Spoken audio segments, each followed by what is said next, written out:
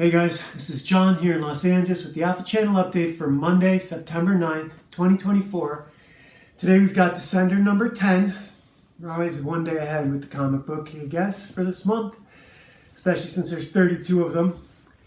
And this is Dust into Wind. I don't think this is a Dust into Wind cover. I did not look it up, and I'm not going to look it up now. Maybe I'll tell you tomorrow. Here's the interior. This is an Act 2 issue if I ever read one.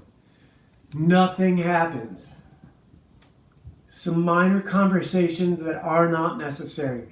This is Telsa and Dr. Kwan and the robot trying to decide who's going to stay where, whether or not they need to be there. He's just showed them the hardwire home world.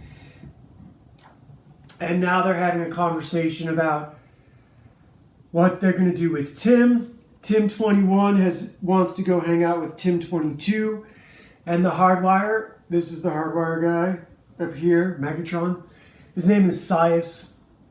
He's being really considerate as long as Tim is present. The humans are not dumb enough to think that that consideration will be extended to them. And they're a little nervous. And basically 3 pages of Telsa and Dr. Kwan being nervous about being in the robot homeworld and being potentially executed. Meanwhile, Tim 21 goes off to play with Tim 22. Dust in the Wind really shines with the art of the kids. So there's lots of stories you could tell that don't have to be about a child robot. I'm not impressed with Jeff Lemire as a writer. I think too many writers, look, 2015 was the beginning of the culture war. Most white people did not realize they were frogs in a pot. And Jeff Lemire is just trying to keep his job. He's trying to write multicultural DEI bullshit that he thinks will sell. And there's a really good example at the end of this book. I'm going to go off at the end of this book. I have come to have nothing but contempt and disgust for Image Comics. And I think this channel is going to be a review of the culture war over the past 10 or 20 years and how it's slowly wormed its way in with all the anti-white bullshit.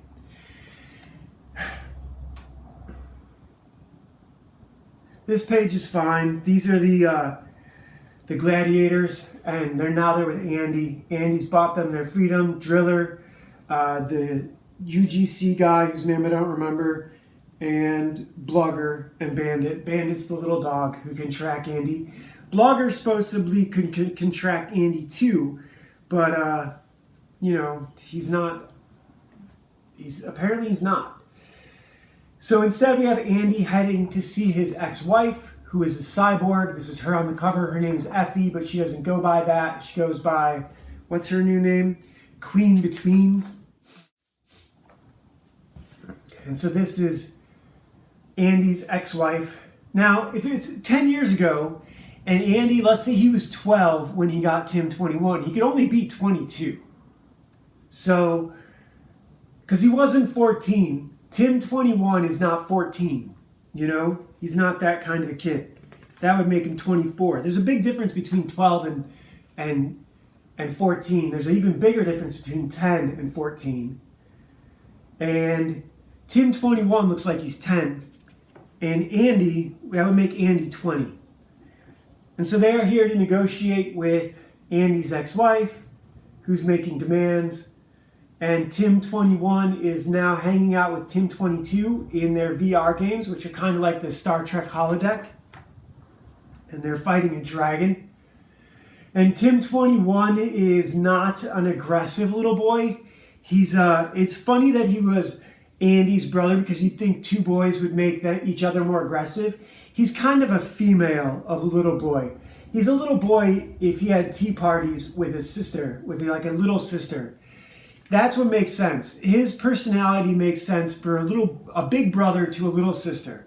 It doesn't make sense brother to a boy his own age, and it certainly doesn't make sense for him behaving in adult circumstances.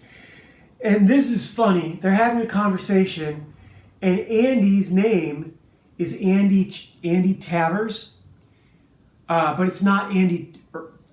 I think it was Andy Travers, but I think it's Andy Tavers. And it struck me that it's like Andy Travis from WKRP in Cincinnati.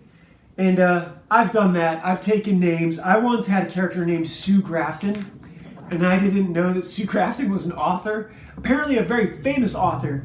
I've never read anything by her, but one day I saw her books like prominently displayed somewhere, and I was like, oh my fucking god, I used that as a character's name. I had no idea. I used Tank Abbott as a name once too, and I didn't know that either. I found out later, and it was too late to go back and change it. Sue Grafton, it was not too late to go back and change it. This is Quan and Telsa arguing about how long it's going to take the Hardwire to execute them. Quan is oblivious, and Telsa is very, very scared. And these are the UGC Council that just had to crown a new Nish king. Apparently the Nish are the only kingdom in the UGC, and King Snock's son, King Slock, is going to be very much of a Caligula, and they are very scared because this is apparently... Oh, these people have come in to show them the future. They're like oracles. They can see the future. And they've come in to show them that Tim 21 brings the harvesters back.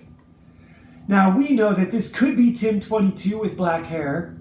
It could be Tim 21. It doesn't really matter. This was just an excuse to have something spectacular to close the book off with, because otherwise nothing has happened in this issue. Not really. All we did was check in with everyone, but nothing really happened. Tim 21 and Tim 22 are playing video games. Andy went to visit his ex-wife. You could have cut out everything else. Okay, so here's the book that I have a problem with. Black Road by Brian Wood and Gary something. Gary, I don't remember what his name is. Gary Brown. Well, I looked it up. He's not black. So that means these two white guys are guilty of this, unless Image Comics made them do it. This, I saw this immediately. That handle. So I have a bunch of swords. I've been collecting swords. Norse swords are very difficult for a guy of my size to wield. You sort of need to be 2 inches taller and about 80 pounds heavier. You need to be one of those guys with a big hand, because that is a one-handed sword. I studied kendo for a while. A katana or a rapier would be better for me, just for my height and weight. This Viking sword is made to be held with a shield and one hand. And it's an Ulfbert. That handle is an Ulfbert. It's a very heavy sword. It's made for a guy with a frame twice my frame. But here, Brian Wood and Gary Brown, who is Scottish, living in Los Angeles, went to Kubert School, took it upon themselves to make a Viking blacksmith a black woman. So what they have essentially done is said, hey, Northmen, you're not capable of making your own swords. Black people who can't build a 2-story dwelling or never learned how to use the wheel made your swords. This is the biggest insult you can get from a creator. These people are race traitors, and when the race war starts, if I ever see either of them at a con, I will pick a fight with them. And I will insult them until they come out from behind the booth and throw a punch at me. You're pieces of shit. Even though this is 10 years ago, fuck you, race traitors. This is what's in your future. How dare you? How dare you? Talk about cultural appropriation. This is Nathus. This is Nerthus, peace and counsel. Some of what I need right now. Brian Wood, you're a piece of shit. Gary Brown, you're a punk ass bitch. Fuck you both.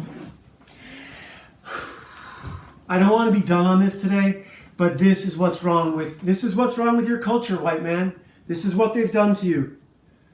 They've stolen your accomplishments and gave them to unworthy savages. And your own people did this to you. Brian Wood might be a Jew. I wouldn't be surprised if Brian Wood is a Jew. Channel Zero was a good book.